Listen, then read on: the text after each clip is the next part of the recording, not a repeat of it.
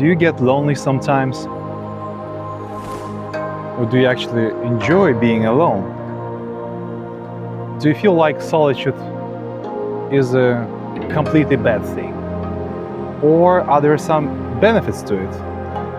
Let's find this out today. By the way, if you are the first time on this channel, you don't know me, my name is Evgeny and welcome to Evgeny's Heartbeat YouTube channel. Here we make videos about inspiration, motivation and stuff that keep you going, guys. Something that give you the power of creation to create things and stuff you like and enjoy. So, getting back to our topic today. Well, the first thing I'd like to mention that the power of solitude. This is the concept that you might not be even aware of. You think it's some stupid thing even to pronounce. The power of being alone, the power of being in solitude. Really? Really? Well, yeah, really. So, what I tend to see in the last years, and actually all the time, people want to get socialized, really. They spend all their time visiting nightclubs, talking to other people, cinema, theaters, book clubs, you name it, whatever the thing is. They just keep socializing without stopping, without even stopping for a second to reflect on life, to think what they are doing actually. Do they need to spend time with these kind of people? Do they need to go to this place to meet those people? Like those guys are staying there right now. Do I need to spend my time with them? Well, I don't think so. So people spend time, all the time, without thinking, without just stopping for a second. And it just keeps going. And like sometimes you ask a person, well, you know, you wanna go with me for a week camping stuff, something like that, as the, I don't know, just to escape from this city, escape from the town where you live. And just for a week we can spend time camping, I don't know, in mountains, whatever it is, hiking. And person, what's gonna tell you? No, I'm so busy, I can't do it. I'm so goddamn busy. I have so lots of stuff to do. But the truth is, well, actually, and in almost 100% of these cases, that the person is not busy. He's just afraid of being alone.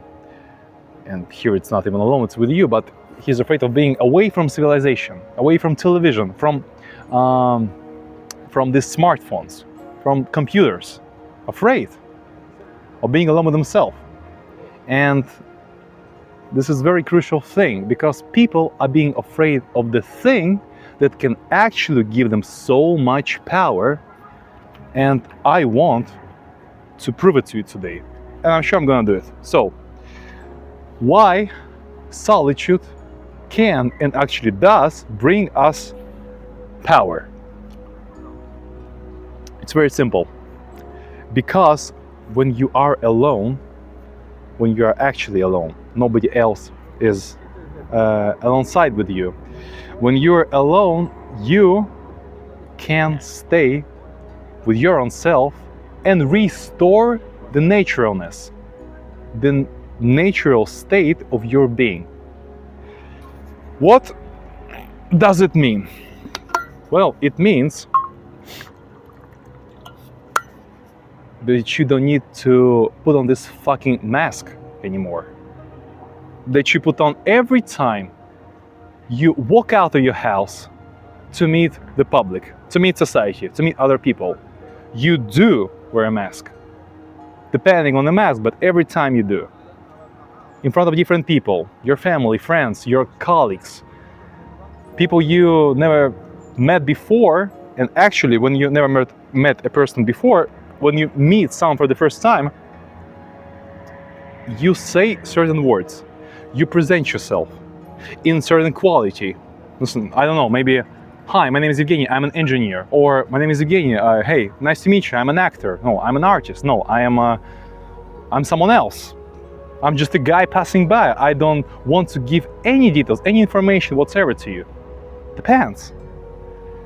But when you are alone with yourself, you just literally take off this fucking mask and throw it away in this lake, in a fucking trash can, far away from you, to stay alone with yourself, to feel the connection with your own self, to feel who you are.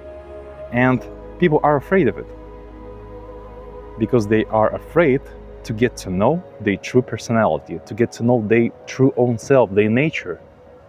But they actually should be seeking it, because if you know who you are, if you know your strengths and your weaknesses, your strength sides and your weak sides, it gives you so much advantage in life, because what you know, you can manage, you can control, and you can use to your own benefit, to your own advantage. Isn't that fascinating? So, let's keep going. What else? Well, solitude can bring you harmony. Harmony between your heart and your mind, between your brain and your soul, which creates, that's right, harmony instead of chaos. Because if your mind is not in harmony with your heart, your brain is not in harmony with your soul, it means you are actually in chaos. And if you are in chaos, if your situation and your feelings, your every possible thing that surrounds you in and out is chaotic, well, you can forget about making right decisions. All the decisions you're gonna be making for the nearest future will be wrong ones. Obviously, well, it's obvious. It's clear as this sunbeam light that's shining on me today. Because if you are in chaos, how would you expect your decisions, your actions, anything that surrounds you in your life be not chaotic and be in harmony? It's absurd. So let's drink to it. And also, what I wanted to talk to you about today, one of the great advantages that you are privileged to have when you are being in the state of solitude is you can talk to your 4 controllers, or I would prefer call them your 4 personal advisors. This is something that you will never find anywhere else. You can find it only in solitude. And the first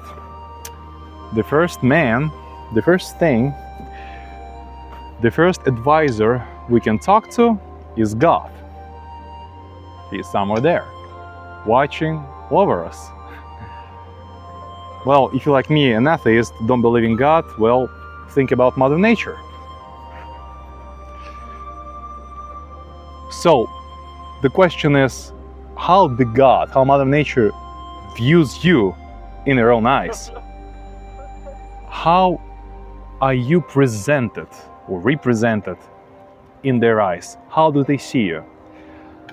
Are you following the wrong path, or have you chosen the right track? What is your mission on this earth? Are you actually doing what the God Himself had wanted you to do in the first place? What Mother Nature, and nature is beautiful. Mother Nature is beautiful. Look, all this lake, birds flying now, and sun, all this stuff surrounding me. Well, does this world, what does it want right now from me?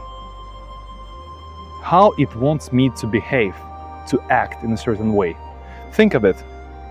Do my actions, my thoughts, my intentions correspond to the true idea and intention of our creators, be it a God or be it a Mother Nature? And so you can find an answer to the question, are you actually fulfilling your destiny? What has been said for you before?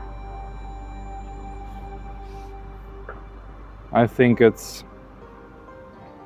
a wonderful thing to do, to reflect upon this sometimes, and to find the answer within you. I advise you to do it. The next advisor. Well, the next advisor is our conscious. When we are alone, like I'm here now, we can really understand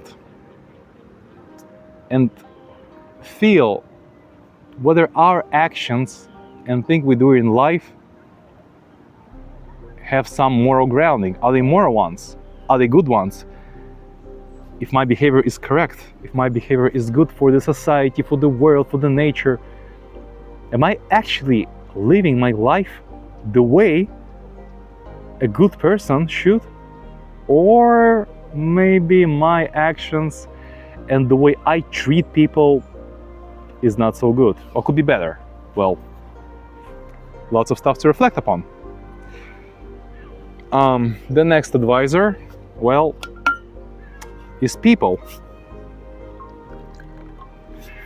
You can always imagine how other people that you know think about you. What do they think when they meet you? What do they think after the meeting is over? What stain, what just feeling do you leave in their hearts after you leave? What do they think about you? How do they view you? How do they visualize you? To think about it, well, it's an attempt to understand you objectively, from the objective point of view. I know it's hard and sometimes even impossible. I understand, because we are all subjective creatures. We cannot be truly objective 100%, but still we can try, and it's a very good exercise, a test to do, to try to think, well, yesterday I behaved myself so wrong. I said the things I shouldn't have in front of so many people. Well, now they think that I'm not a good person. Yes, you can be sort of person that doesn't care about what other people think about you, but at least you can think just to understand for your own self. Do you live your life the way that actually is good for you, for the world, for nature, and for the society? And the last advisor, which was one of my favorite, is your dreams. Just lay on the couch tonight, close your eyes, and think, and ask yourself, am I living the life I have always wanted? Am I actually pursuing the dreams that I've dreamed since the childhood? Have I turned on the wrong path, or am I still on the right track?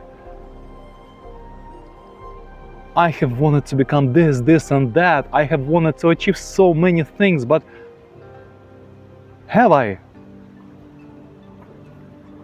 Or at least, am I doing everything possible which is in my power to do it? Am I doing enough, or even more than enough, or not enough to get me to the place I want to go, to the place where I have always wanted to be? I think it's one of the most important tests and exercise that you can do every now and then, just to calibrate your own compass to your dreams, to the ideal life you would want to have. I think that's just great thing and great stuff, the great power. It's the great advantage that solitude can bring to you, can give you one more time. And there are some 2 or 3 things more that I wanted to tell you about. Being in solitude, Well, people don't realize sometimes that only being alone, only in the state of solitude, you really acquire knowledge. It doesn't happen during the learning process when you read a book, when you watch, I don't know, a video on YouTube, a tutorial, you're learning something new. No, it happens after, when you close it and just pass. It doesn't mean you have to pass the whole day being alone. No, just close your eyes and 10 minutes of pure solitude. Think thoroughly and constructively on what you have just seen. What information have you extracted from this video, from this book? Reflect upon it, and you'll see the great results. If you just read one book after another without stopping, one movie after another you watch, well, do one thing and without even stopping, without just giving it a pause to reflect, and you're going from one thing to another one, from one thing to another one, well, even if you read the wisest books in the world, written by the most intelligent authors, the greatest philosophers, if you just skip from one book to another, even if you read completely, but you don't give it the space in your brain to reflect upon, to produce some new thoughts, well, it's just a waste of time, energy, and actually waste of life, because you don't actually acquire any knowledge. It can happen only in the process of reflecting upon this, of practicing it, or in the process of applying knowledge truly to the real life situations. It's as simple as that. So it's a great stuff to know. And the last thing that I wanted to share with you today, it comes, well, today's thoughts come from my experience, but this is very important. What I found myself as an artist, as an actor, as a creative person, as the now YouTube content creator, I found that only in solitude, only when you are alone, only in this state, when you're reflecting on life and the stuff that has been going around you, you can understand. You can understand the world, and you can produce the new original thoughts and ideas. That's what I wanted to mention. On reflecting, after watching something, after talking to somebody, after reading a book, when you're all alone, and you close your, as you know, mouth, your ears, and your eyes. When you are alone in solitude, and nothing and nobody distracts you, nothing and nobody irritates you, that's very important. When there are no distractions and whatsoever irritations, these moments, the pure thoughts, wonderful ideas, to write a new book, to make a new video, to create something beautiful, to paint a new drawing, to paint a new painting, to create some programming code on a computer. I don't know, I'm not a programmist, but well, you understand. Just to do anything original, beautiful, and something that really comes from your heart, from your soul, from deep within you. You can do it only in solitude. And this is the true power. And most of people don't understand it. So I wanted to mention that also in solitude you can understand your true intentions. How you live your life, if you're going the right way, your true intentions, which they are, where you're going, is your path the right one? Or maybe wrong, or maybe you don't care. Well, it's up to you.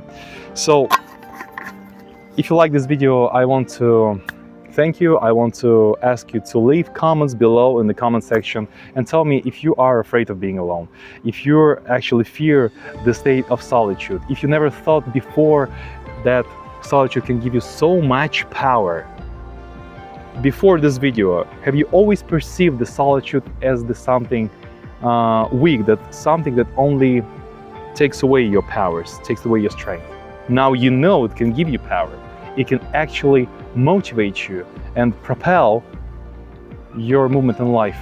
So I really want to know your relationship with solitude concept and how you live your life. Well, any questions, any comments would be great. And by the way, if you like this video and you haven't seen my last video where I talked all about the difference living in big cities and small towns, the link will be here, and I welcome you to watch it and subscribe to this channel if you like this video and like my channel. So thank you very much, and see you next time, next week. Bye.